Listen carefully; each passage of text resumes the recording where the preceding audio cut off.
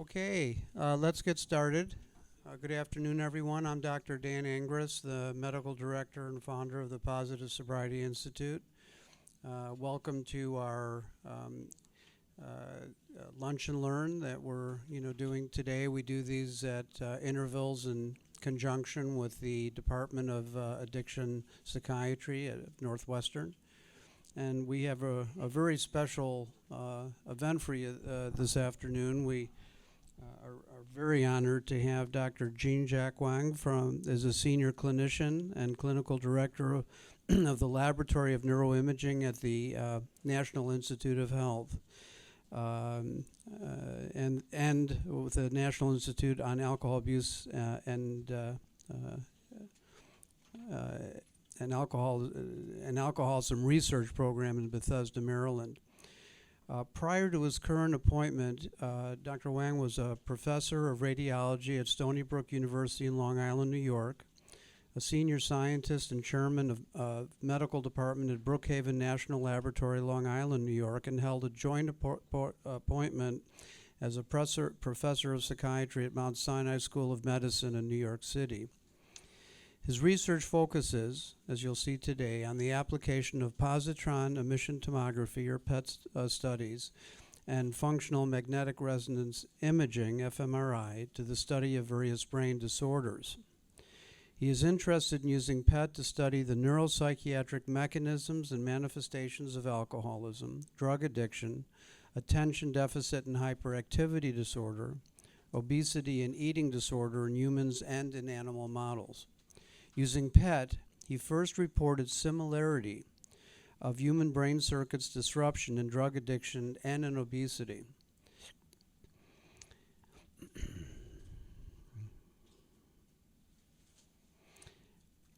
He is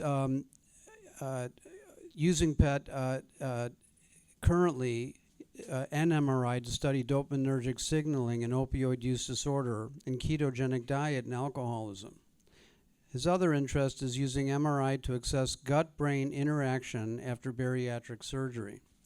His studies were supported by the Department of Energy, BNL, NIH, State University of New York, and pharmaceutical companies as a principal investigator or co-investigator. He has published more than 300 original articles, 50 review articles, and 19 book chapters. He's also visiting today with some folks from China and from Mayo Clinic, and we're very, very honored and pleased to have Dr. Wang this afternoon.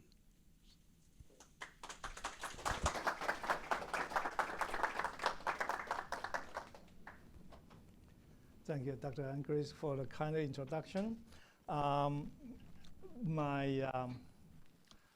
My talk actually is kind of like give you an overview of my career, because I came to the field that I started a nuclear medicine doctor, and initially my interest is imaging, but gradually with evolution of this substance use disorder, as we initially we talk about that way back to 1980s, cocaine abuse is one of the big issue in conjunction with HIV infection.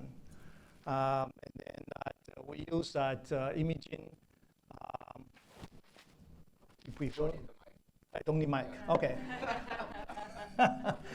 So that we use that PET imaging initially to study that cocaine abuse, and then gradually we study other substance use disorders such as alcoholism and the methamphetamine abuse, lately into the marijuana use.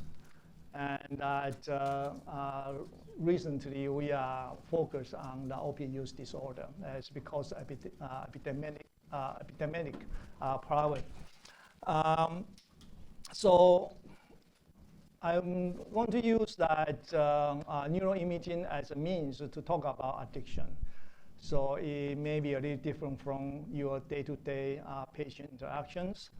However, that is a very interesting with the story keep evolving that let us understand more why addiction is a disease and substance use disorder is not because of person lazy, they want to enjoy their life, and then that is actually a disease just like a person they got diabetes, hypertension, and they need a very intensive treatment, and also they need, in addition to a medical treatment, they need further treatment, as Dr. Anchorage emphasized in the positive sobriety. And so I'm going to show you what we learned so far and what we are doing and what we are looking for in the future.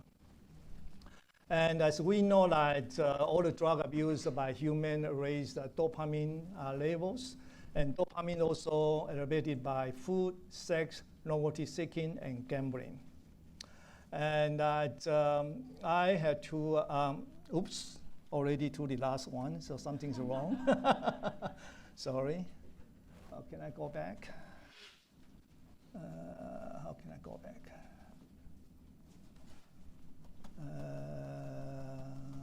This is all my slides. I just revealed what I'm going to talk already. So it's a fast reading. I'm so good. You are good at audience. Okay.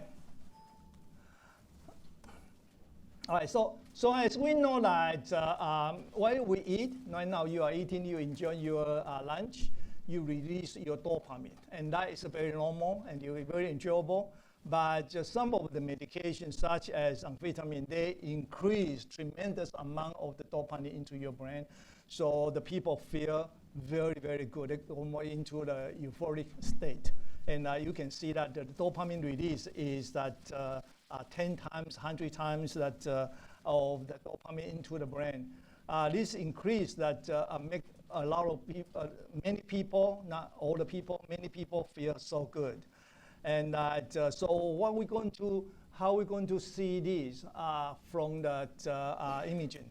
So the first thing I'm going to talk about is a molecular imaging addiction. So this is a methodology being used in hospital as a means to detect the cancer.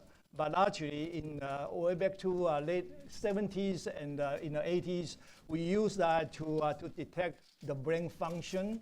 And for example, this is a PET scan, and we developed a medication that hook on with that label with that carbon-11 with a half-life of 20 minutes. And then this medication will go into the brain, such as that the dopamine D2 receptor, and then into the target organ. So, this is in the basal ganglia. Then we use that PET scan to detect the brain. So we developed many tracers while we were in the Brookhaven National Laboratory. For example, we developed the tracer to detect the dopamine receptors, D2, D3 receptors, and transporters, such as the cocaine, carbon-11 cocaine, or carbon-11 methylphenidate. And also we developed that tracer to see the brain function that is for deoxyglucose. This is right now predominantly used for the cancer detection. So the first thing I'm going to talk about is using this dopamine D2 receptor imaging to see this, because this is very interesting that this is the receptor with a very interesting medication that is a rocopri. And this rocopri is initially used for the treatment of schizophrenia, and it is a reversible binding of that to the dopamine D2, D3, and so we can detect how much of the dopamine inside the receptor inside the brain. And we use a very interesting methodology by giving a medication such as methylphenidate. That is we use for the treatment of ADHD. Why? Because it broke in the dopamine reuptake site, and by block the reuptake site, it's very similar to cocaine, and whatever release the dopamine will stay in the synapse, as such that we can compare with the people that receive that placebo, And from there, we will see how much of dopamine release. And from that, it can help us to understand the dopamine neuron function. And while I give this methylphenidate intravenously, then that is a very interesting phenomenon. It's very similar to the person received that cocaine, and that and the person they report they feel a feeling of the erotic high, and that this high. And we also, it's interesting is that this is that one we can ask the person while the person receive these medications. And that, and I found that this person, some of them say they feel very, very high. And some people, they don't say that much.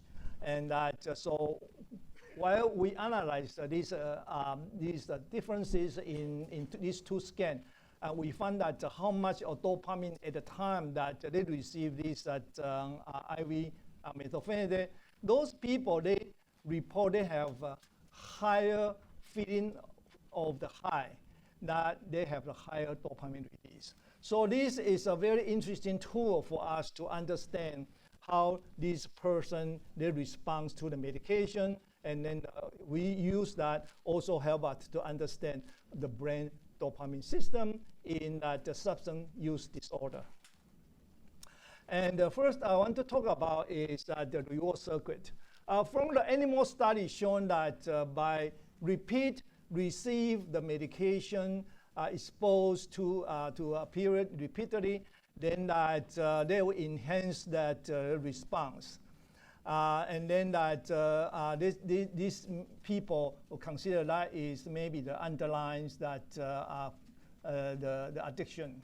So we test in the human addicted to cocaine, and then that if there is an enhanced or dopamine release and the reinforcing effect of the drug.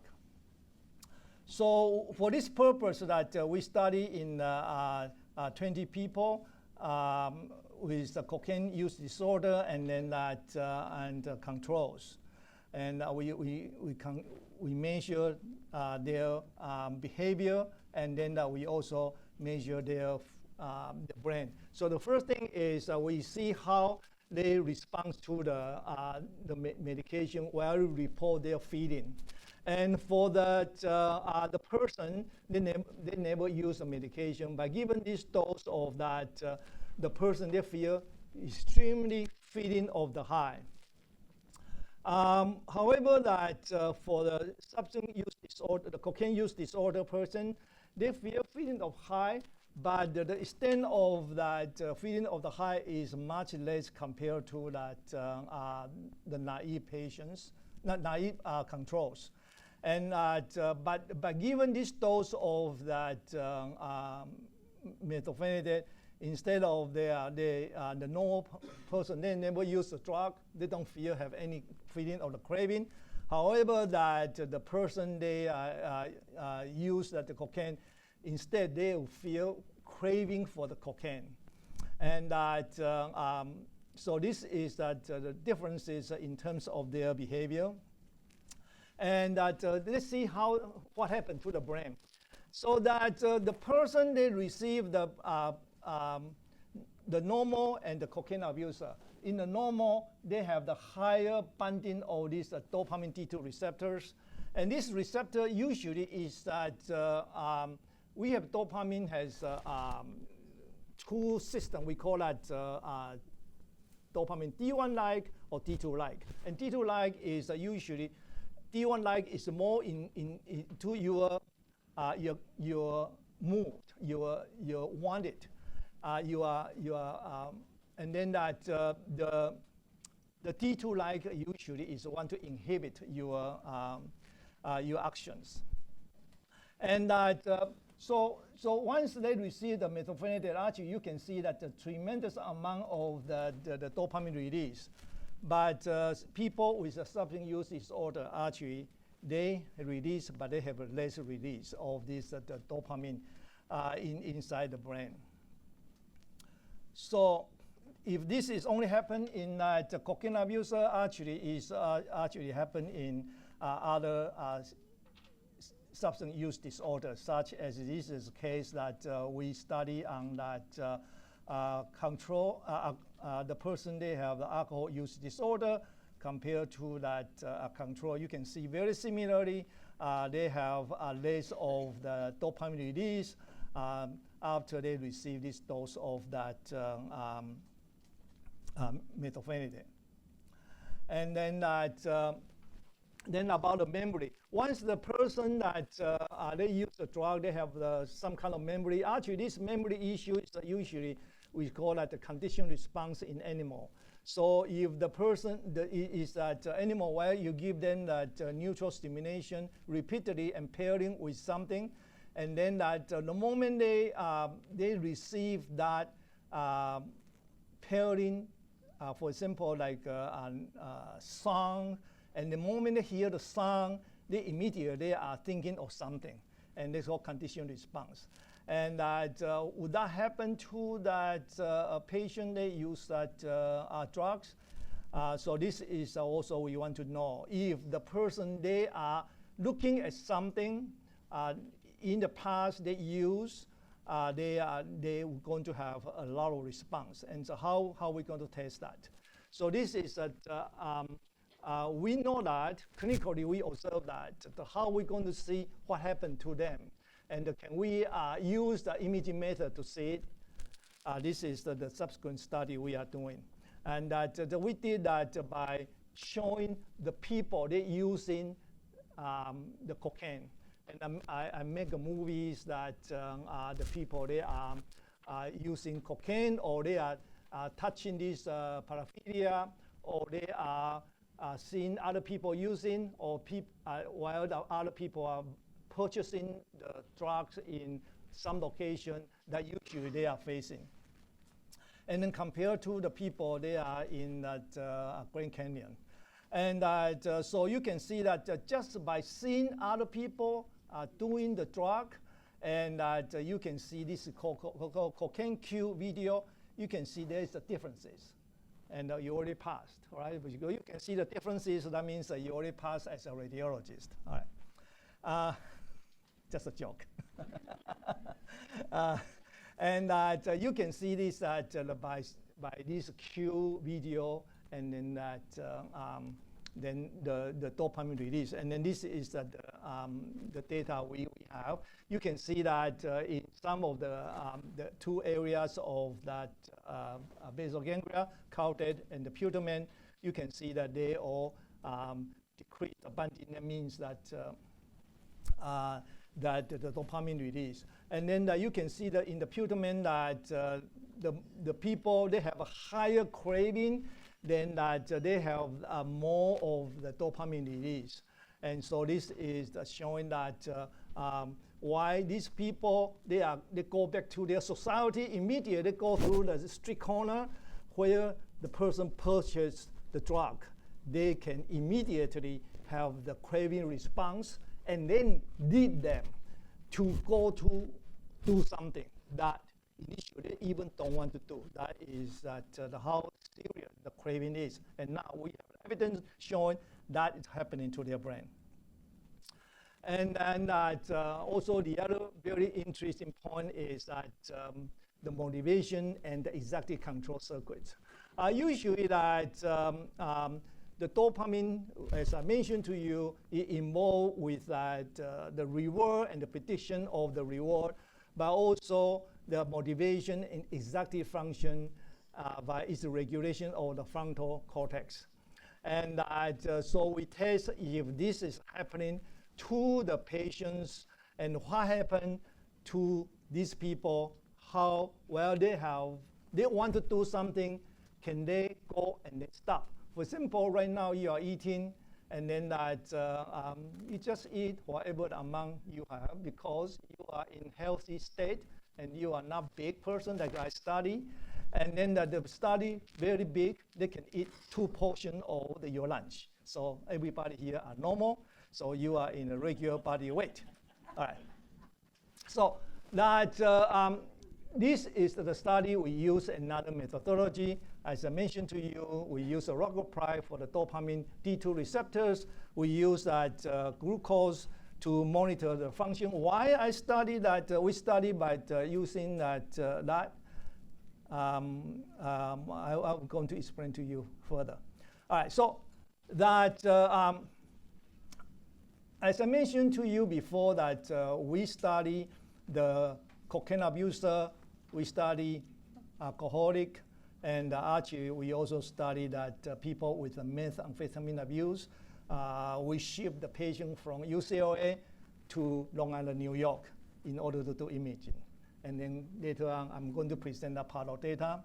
And then also, way back to mid-90s, we also study these patient use at heroin. And basically, you can see their brain very similar compared to normal. They all have the lower dopamine D2 receptors. And that this is happen like all the substance abuse person, they all have the very similar brain response. And actually, it's very interesting is that this is a study. So because of low dopamine state, what will happen to the rodent model? And by given that the rodent treat with alcohol repeatedly, and then that we find that these dopamine, these rodent, eventually they have the low dopamine D receptor. And my colleague, Dr. Thanos, right now, he's in Buffalo University, and he used this receptor gene which carry that dopamine D2 receptor, put into the nuclear accumbens, the location related to reward, and after that, the animal they don't drink anymore. But because this virus they disappear, and then once they come a cold, then it gradually this dopamine D2 gene gradually decrease, and then then animals start to repeat that drinking. So this is showing that really this is the dopamine D2 downregulation really had a tremendous effect into the addictive state. As I mentioned to you, that we're going to talk about is that glucose issues. Why I use glucose? Because that glucose is the main energy source of the neurons.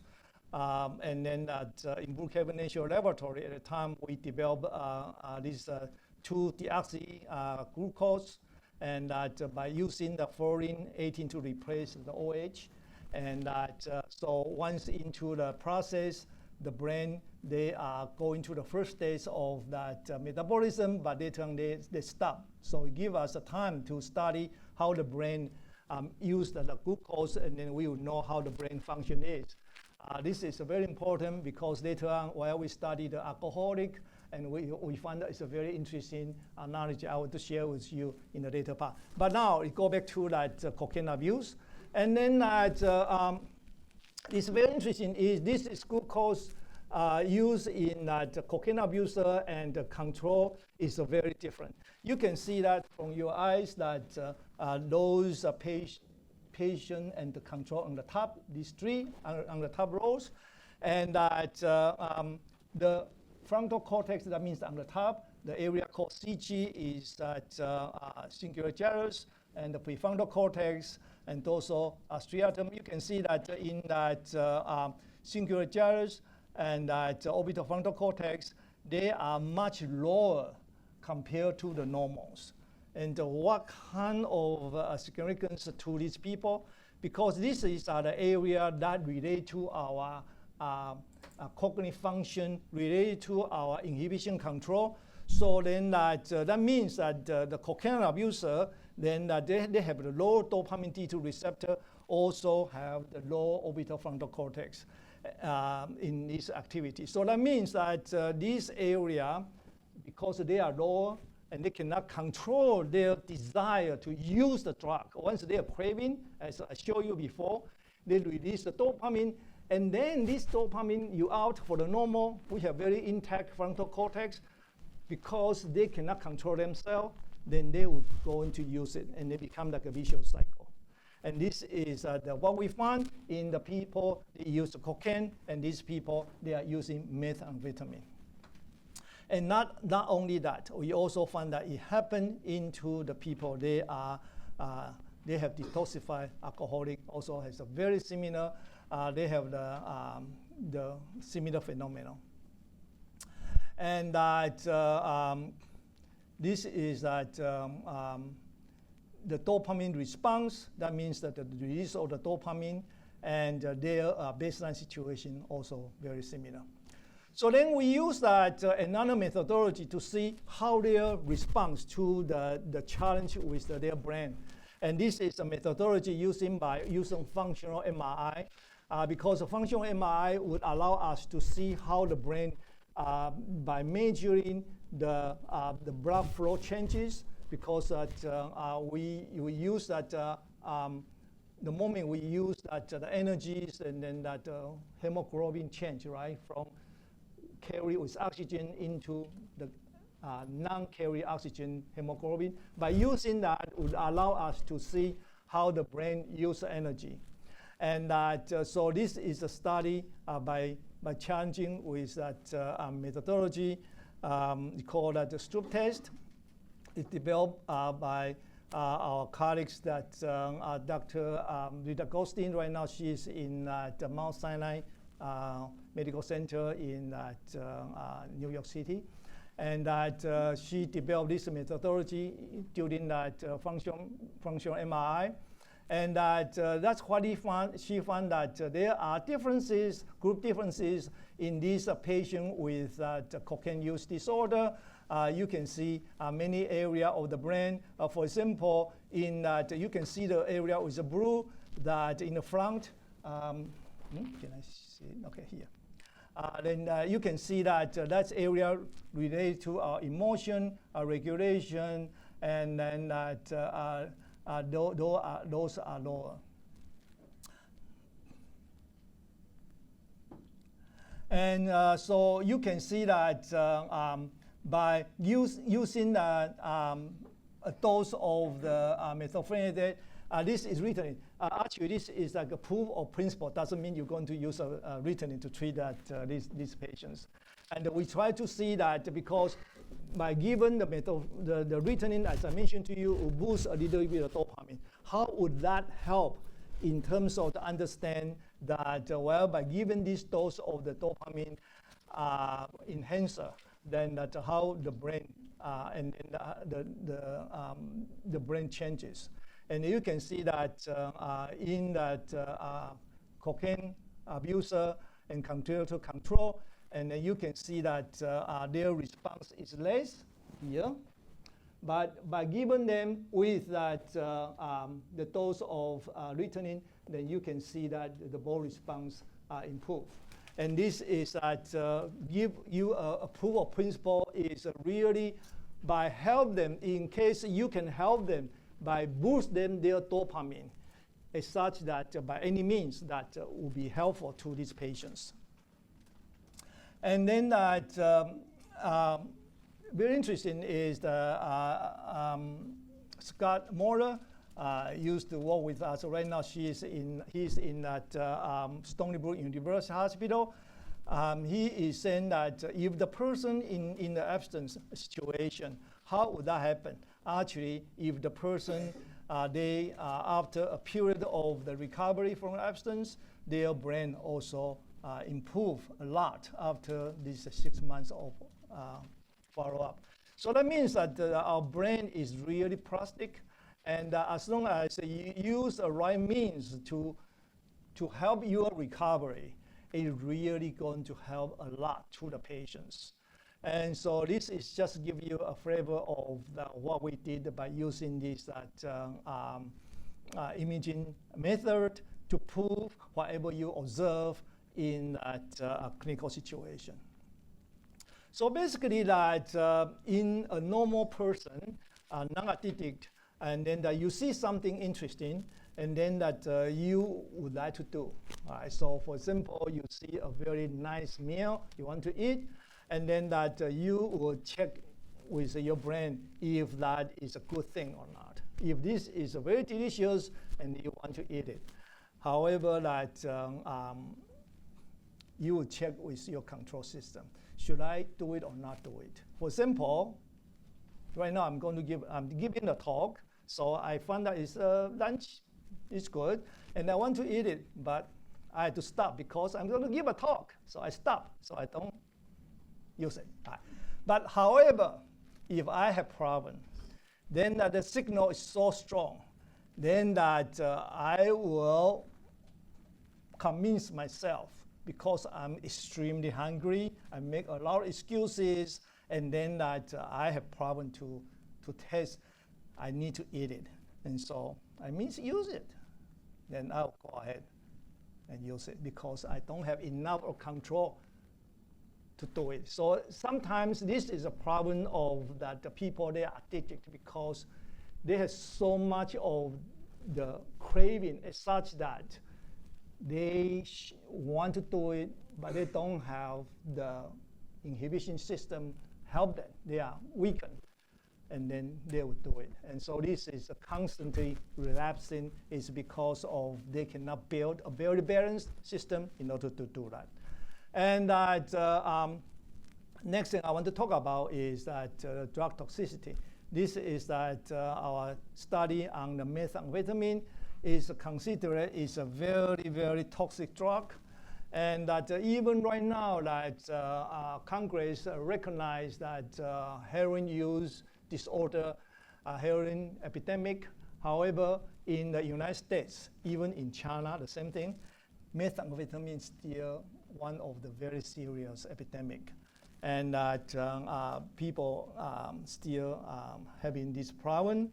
And that methamphetamine and another very serious issues beyond that people we observe into the drug abuse because that methamphetamine, they cause damage to the neuron, the dopamine terminal in the laboratory animals. And that actually they increase a lot of this dopamine into that the praise related to our reward, nuclear accumbens, and you can see that is a one dose of that. It has a strong release of this the dopamine, and that so this is that compared to other substance use, this is a much more powerful medication to the dopamine system. And that in our group, we try to understand how this the medication inside our brain. And actually that is a very, I mentioned to you that these two medications, like methamphetamine and cocaine, they are very similar into the mechanism that inhibit the reuptake of the dopamine into that dopamine neurons. However, that the cocaine is that is short-acting, and then that people can use repeat and repeat. But this methamphetamine is not only that, it also squeeze that the dopamine in the vesicles and squeeze them out.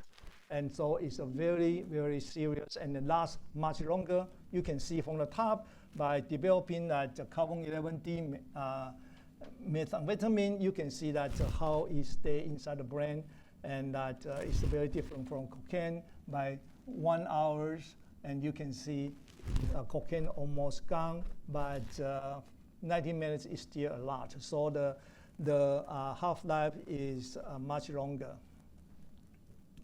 And so how we're going to study this the methamphetamine. So this time then we use the methylphenidate, and then that we see that the dopamine transporter, how it looks like, and that this is the one to have.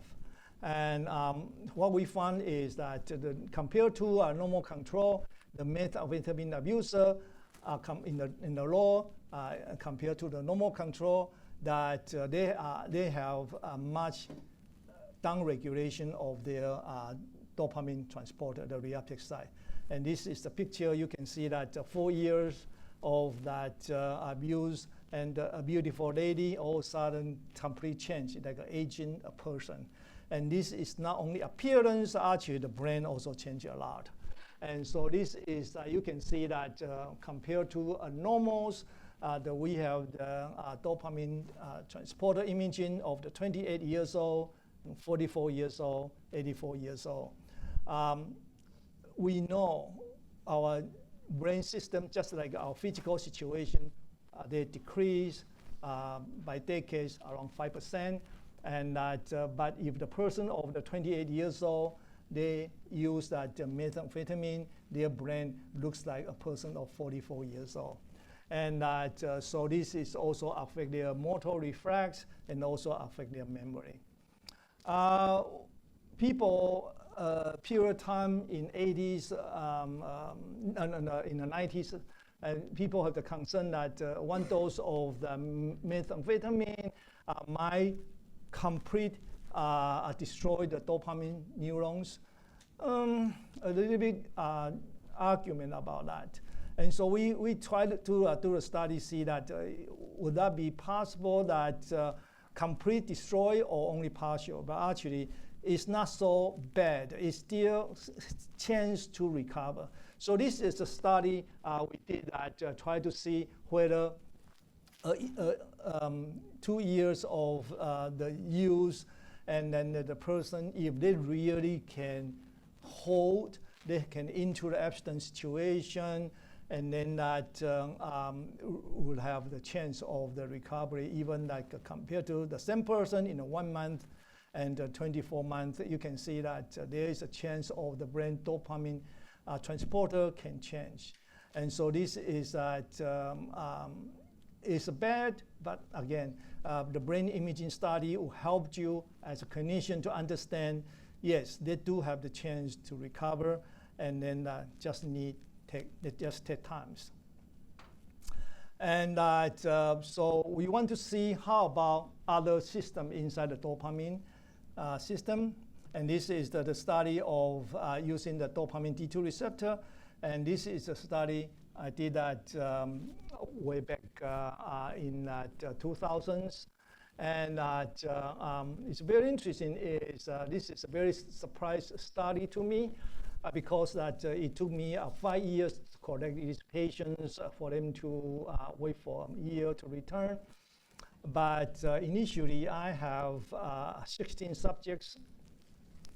And very unfortunately, only 10 of them returned. And so I did a study, try to see if that they return, would I have any changes in the dopamine D2 receptors and their brain dopamine function. But actually, I found that very unfortunately, in these 10 subjects, no change. I said, uh-oh, I'm in trouble. I got so much money from the government. I cannot have a positive result. It took me like a month in sorrow. One day, I said, why these people won't return? So I went back to check why these people, they won't return. Okay, remember this patient from California. California has a system called drug court.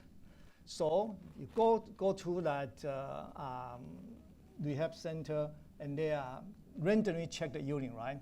If you are positive, you're sent into jail, all right?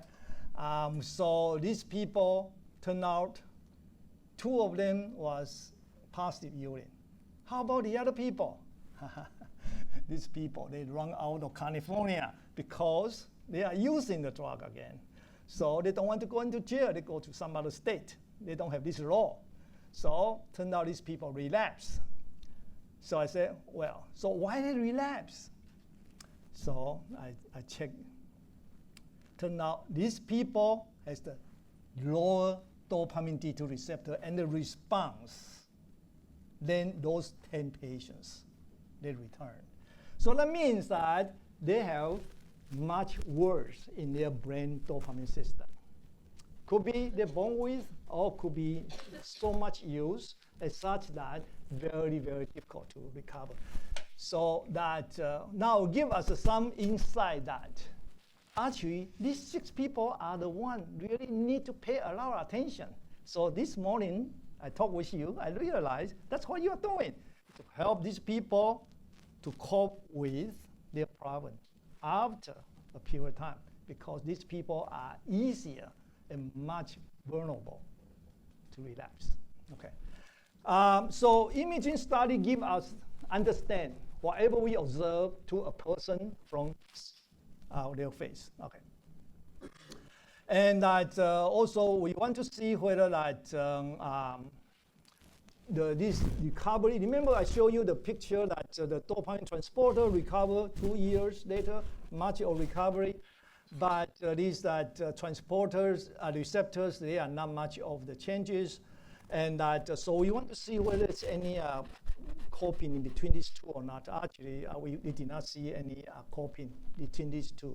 That means that it could be a lot of reasons, and then that it may be because of that it is that many, for example, we say that it could be an individual gene variation. I mentioned to you some people, they are more problem compared to that those people easier to abstinence. All right, so these people would be different because of this that could be related to gene, and that also that there is also possibility if this constant to have the problem in that dopamine transporters, and then that it might have given them a chance to develop the Parkinson's disease. So this, again, we need to further to understand this kind of situation. And that, so we as I mentioned to you, that I cannot see this very dramatic differences, but how about that using other modality that will help me to understand more? This, again, done by the Scott. And that what he found that is really that they do have some changes. The changes is more in the midbrain, and that is the area that cannot be seen by PET imaging.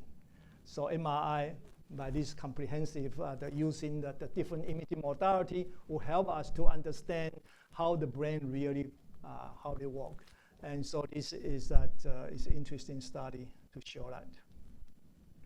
And the next thing I want to talk about is alcohol use disorder. I know that you have a lot of patients with alcohol use disorder.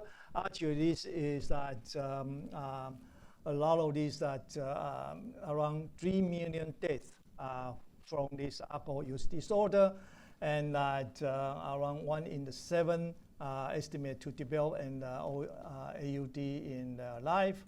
So there is a lot of needs that we need to intervention of these patients to promote long-term abstinence and release alcohol craving. I think that this is one of the picture showing that predominantly in the U.S. that is alcohol use disorder, and then that. But however, this that substance use disorder actually comorbid with a lot of other substance use disorder.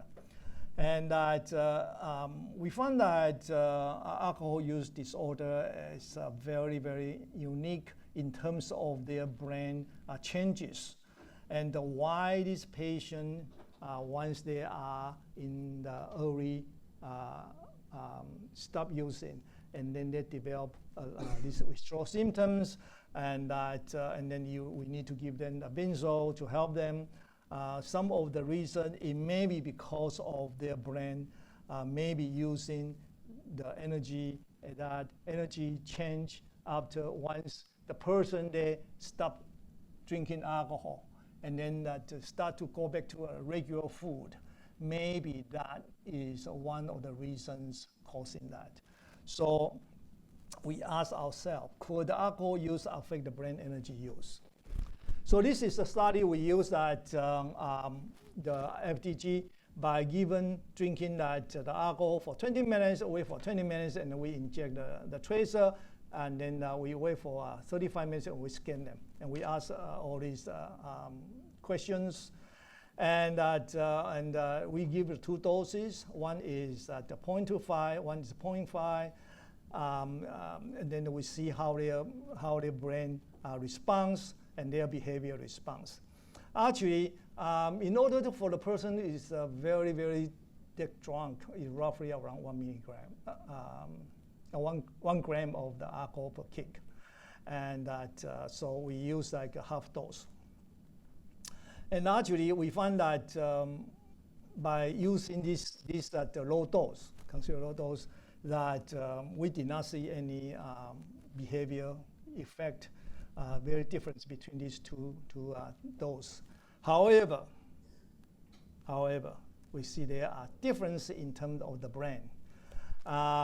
You can see that the brain use of this glucose after 0.25 compared to the placebo, they have a dramatic decrease of the glucose use, and then also 0.5 also has dramatic decrease their use. And that for the 0.25 is 10% whole brain decrease, and 0.5 gram per kg is 23%. If we give that lorazepam around 30 microgram per kilogram, then you can see only 12%. So there are such of the differences. Where is that coming from? And so this is a lot of reasons that may be involved. So we see that these differences that it may be because of that induced by so much of the brain changes, but the behavior don't change that much. Something must be going on. So we ask our question, could this large decrement of this change of the subject utilization by brain during the alcohol intoxication? So what is the effect of the alcohol and brain energy use? Remember, once you use ethanol, then it becomes acetaldehyde, and then it becomes acetate. So while the person drinks the alcohol, the brain is not only use the glucose, the brain use the metabolites of the alcohol. So in that situation that our brain, I mentioned to you, our neuron use that glucose energy source. But our brain neuron is supported by these glial cells. And these glial cells, they are junky. They use any kind of energy they can use at the time. And so that once you're drinking alcohol, then that especially in the intoxication state, the brain uses acetate as the alternative energy source. So in the person, you know, we are in the sober state that our brain, both glial and the neurons that they use the glucose, as I mentioned to you, and then during the stimulation through this aerobic glycolysis, and then the oxidative phosphorylations. And then during the acute alcohol intoxication, then acetate level inside the plasma increase, then the glial cell increase their reliance on the acetate metabolism as the energy source to sustain the resting state. So in the heavy drinker, so the reliance of the glial cell on the acetate to sustain the resting state is enhanced and persists beyond the intoxication, which could contribute to their low resting glucose metabolic rate during the sobriety, but also their large decrement in the brain glucose metabolic during the intoxication. So with that, can we prove? This seems like indirect evidence. So we are thinking, since we are the group, we are doing this PET imaging methodology. One of the things is that can we use glucose and acetate to see how the brain use during the intoxication state. So that's what we have to do. So FDG already developed. It's been used for the brain function, can be used for the cancer, right? The other one also used for cancer is carbon-11 acetate. Acetate has been used for seeing some of the disease, some of the heart disease, because of this area use that acetate as energy source.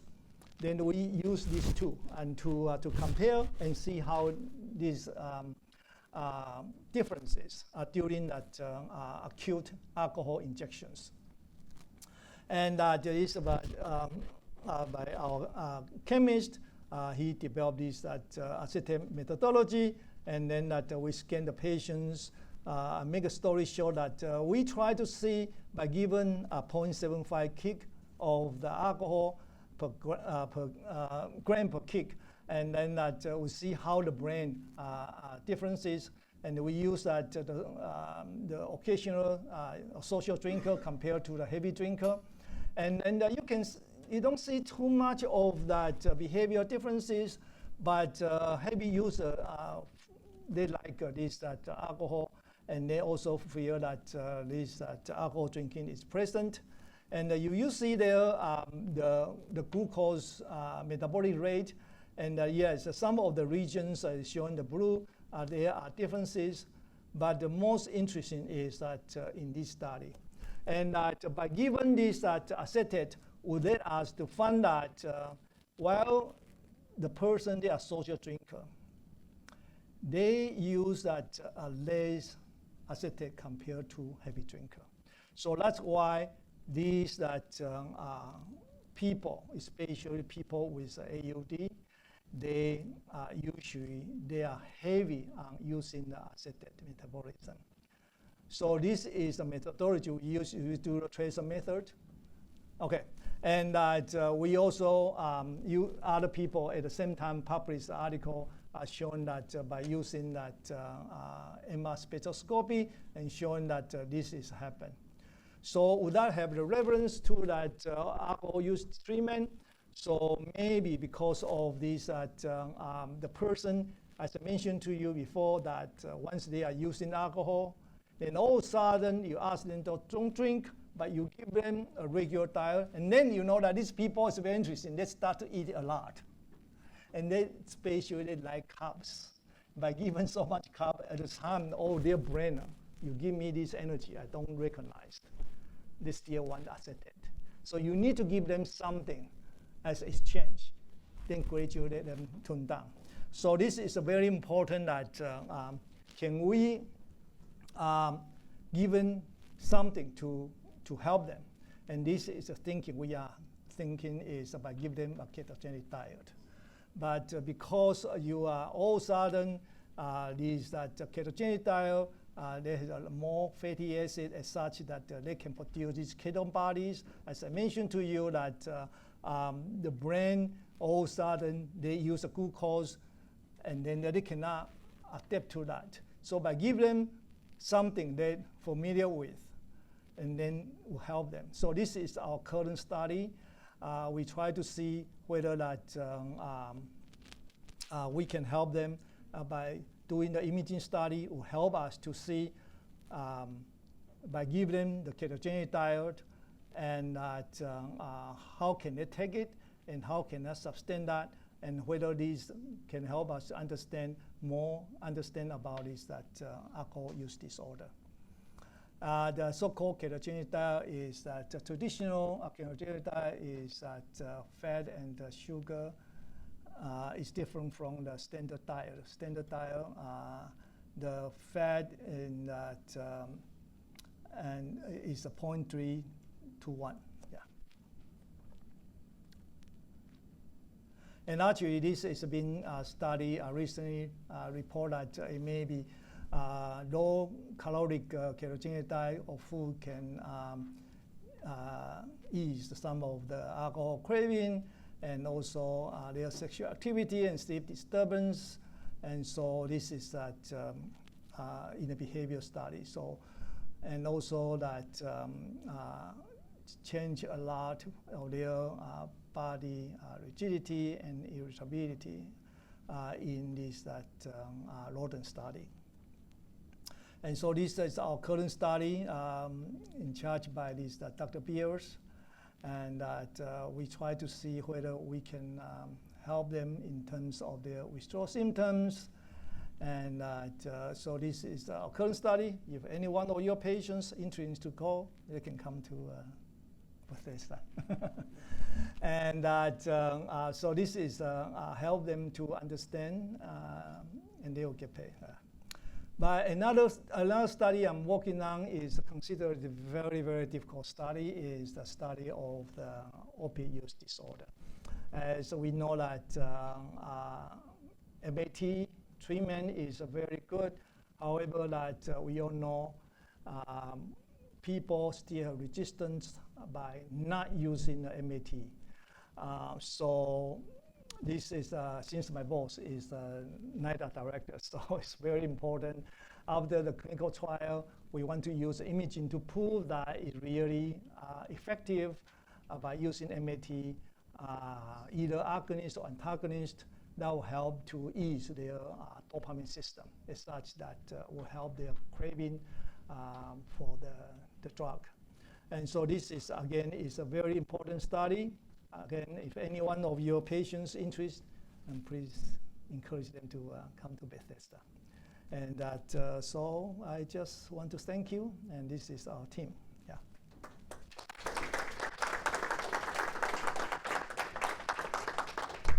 Any questions? Yes. I'm Amy here in the Department of Psychiatry at Northwestern. This is a wonderful talk. Yeah. I think it really showed the trajectory of using neuroscience mechanisms to inform how we think about clinical care and treatment. Yes. As a person in this field, how do you see using neuroimaging at an individual level down the road to do things like predict relapse, like in your findings that you found with your subject with methamphetamine that didn't come back? Do you think using neuroimaging on an individual level could be a tool that could be clinically implemented in the near future? Wow, this is a $1 million question. Actually, that this is way back to 1980s. I went to Hopkins, and that's what I want to do. Because at the time they want to use that new conventional method to make a diagnosis for that schizophrenia. But turned out we found that it's impossible. These are the more on this that psychiatric disorder is much more complex. And that is, I always thinking that this psychiatric disorder is not only one system failure, it's usually it's a combination of the many neurotransmitter systems. And you never have the one system treated and that's going to solve the whole problem. There's no magic bullet. This is what I learned for my whole career. So far, we cannot find any imaging method that can be used to make a diagnosis of the substance use disorder at all. But it helps us in terms to understand what we are doing in the clinical setting. And that also very important part of this molecular imaging in the past 20, 30 years is help the pharmaceutical company to understand the pharmacokinetic and pharmacodynamic of the drug inside the brain, and then that help them to develop a medication that really can be useful to the clinical situation, because there is cost and benefit balance issues, because you do clinical trial, you need thousands of the patients in order to understand what happened to that medications. But do the molecular imaging, if you have medications that you label with like carbon-11, is you can keep that medication as it. The only thing is that that medication become radioactive. That would allow you to understand where this medication located inside the brain and what happened to this medication. Is really into the target region you are looking for. Then that you don't need to do thousands of the patients to see the effect of the medications. That I did that a lot while I was in Brookhaven. That's a part of my job, to help the drug company to their medication development. Actually, some of the drug company, they have their own, like Merck in the Pennsylvania, and that Pfizer, they have one they work with a year in New Haven. Yeah, so these are the methodology people use. But some of the disease, for example, as a newcomer doctor, like Alzheimer's disease, right now we already find some of the traces that will be useful for neurologists, not psychiatrists, to study that the dementia. So these are become very useful in clinically. Yes. Yeah, so I appreciated the talk also. I feel like the information is coming from the fountainhead. Mm-hmm. You guys do most of the seminal work in this area, so thank you very much. The studies that show that methylphenidate may be useful, or at least it shows that it has brain effects that are positive in cocaine addicts. Clinically, we know also there's a subset of cocaine addicts that actually seem to stabilize on Ritalin and methylphenidate. Is that a possible marker that that could be closer to being used? That this subset of patients, because of their dopamine findings on neuroimaging, might predict that they do better on Ritalin? Again, it's $1 million question, so you here are so smart. Okay, it's a very interesting.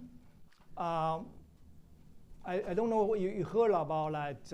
NIH right now has a very mega project called ABCD, adolescent behavior cognitive development. And these are actually based on the study we did that way back in the past 10, 20 years. Is that well, the kids that grow up, and the people might have some problems, and these are not so obviously, and that they start to look for self-medications. And they self-medicate by looking for many, many means that, so people, they might use a drug, people, they may use that gambling, people might use a computer as a means, all kind of things. And actually, my student working on this ABCD data, they just complete collection of around 4,000 kids, 10,000 kids. And based on the 4,000 kids, we found that even they exclude those people with psychiatric disorder, many of them are roughly around 3 to 5% of the population, they have ADHD. So if these kids, they don't know, and the patient's family they deny that, you know that usually the parents, they or maybe to some extent. And what happened is these kids, they go to the market and then they grab whatever they want. So it might happen to that. And so if these patients identify much earlier stage, and they would listen to you, and then you give them Ritalin as diagnosis of all the ADHD, can help them to prevent the substance use disorder. I think this is a very, very important that from this ABCD study they want to reach. It's 10 years, so they just start at 2 years. So by another 8 years, you have a lot of these things will come out, help you to do a better judgment, and then the way you treat the patients, and then now you can convince the patient's family to understand why they need this treatment in the early stage and help them to regulate their imbalance from the early stage. Yeah. Yes? Why do they use methylphenidate in those studies to look at the brain, PET scans and all, and imaging? Well, very good question. In the beginning, that we are studying cocaine abuser, we want to see how that the brain dopamine changes. Initially, proposed this methodology is that by I forgot his name. Right now he's the chief of psychiatry at Columbia. And he, at the time, he want to use that methylphenidate to change the brain dopamine system for that the patient with the drug naive of the schizophrenia while he was in Long Island Jewish. And later on, he came work with us. One thing is that while study cocaine abuser, we cannot give any normal control cocaine as a physician. But I can give the methylphenidate because that is a medication. All I have to do is apply for IND. Then I can give that methylphenidate as a physician. Yeah. So that is the reason. But we did a study with cocaine by giving the cocaine with different route of administrations. In that study, we give the cocaine to cocaine abuser. And that the patient need to have the positive cocaine while they receive this cocaine. So prove that they are really that CUD. So we cannot give to normals. But without comparison to the normals, we cannot, we don't know who they are. Yeah. Any other questions? Thank you very much.